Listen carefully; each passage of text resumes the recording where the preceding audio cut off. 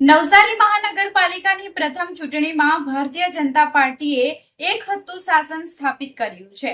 શહેરના 13 વોર્ડની 52 બેઠકોમાંથી 50 બેઠક પર ભાજપે કબજો મેળવી વિરોધ પક્ષના સુપડા સાફ કરી દીધા છે। હવે સૌની નજર શહેરના પ્રથમ નાગરિક એટલે કે મેયર પદ પર ટકેલી છે, જેમાં અનુભવી અને સંગઠનના મહારથી ગણાતા અશોક ધોરાજીયાનું નામ સૌથી પ્રબળ માનવામાં આવી રહ્યું છે।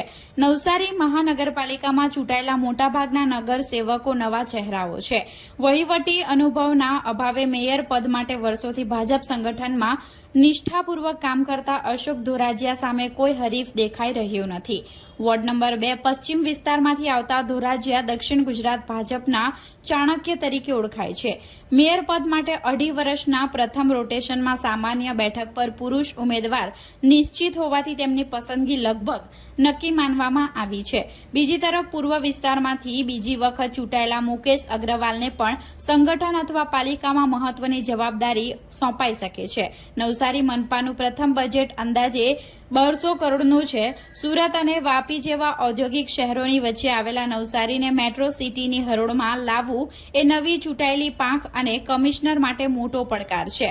સુરત જેવી સુવિધા અને રાજ્યમાં નવસારીની અલગ ઓળખ ઊભી કરવી એ પ્રાથમિકતા રહેશે। મ્યુનિસિપલ કમિશનર દેવ ચૌધરીએ જણાવ્યું હતું કે ગેજેટ પ્રસિદ્ધ થયા બાદ તમામ કાઉન્સિલરોને પત્ર લખવામાં આવશે। પત્ર લખાયાના 3 દિવસમાં સામાન્ય સભા બોલાવવામાં આવે છે।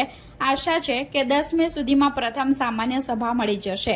આ સભામાં શહેરના પ્રથમ મેયર, ડેપ્યુટી મેયર અને સ્થાયી સમિતિના અધ્યક્ષના નામની સત્તાવાર જાહેરાત થશે।